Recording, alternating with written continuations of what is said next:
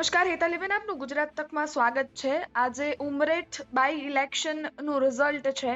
સૌપ્રથમ ત્યાંનો માહોલ કેવો છે અને અત્યાર સુધી ના રાઉન્ડ કેટલા પત્યા છે અને એમાં લીડ પર કોણ છે?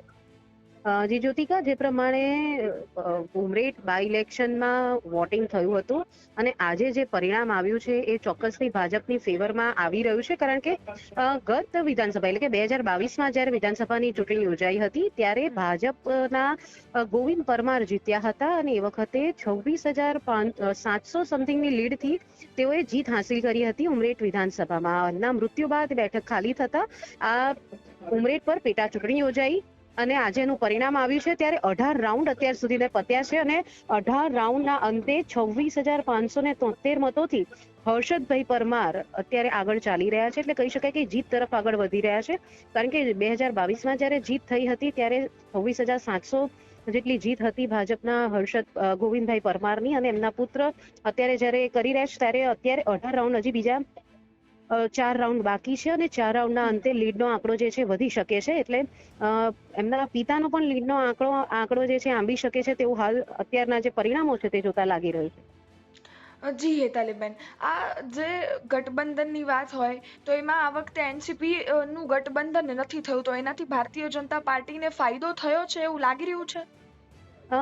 જે પ્રમાણે ગત વિધાનસભા એટલે કે 2022માં જ્યારે વિધાનસભાની ચૂંટણી યોજાઈ હતી એ વખતે એનસીપી અને કોંગ્રેસનું ગઠબંધન થયું હતું અને એ વખતે પણ ભાજપે લીડ ખાસ 26,700 સમથિંગ મતોની લીડ લીધી હતી. એટલે ગઠબંધન થાય કે ના થાય કોઈ નુકસાન ભાજપને એ વખતે જોવા નતું મળ્યું ને આ વખતે ગઠબંધન થયું નથી ને એનસીપી તો ઊભું જ નથી રહ્યું અને વિરોધમાં પણ જોવા મળતું હતું અને નિષ્ક્રિય કઈ એનસીપીના જયંત બોસ્કીની જે છે કાર્ય શૈલી રહી છે આ વખતે. એટલે લીડનો વધારો ચોક્કસથી જોવા મળી રહ્યો છે અત્યારે. જે પ્રમાણે અત્યારે 18 રાઉન્ડ પત્યા છે અને 18 રાઉન્ડના અંતે જે પ્રમાણે તમે જોઈ રહ્યા છો કે 26,500 અત્યાર સુધીમાં થઈ ગયા છે.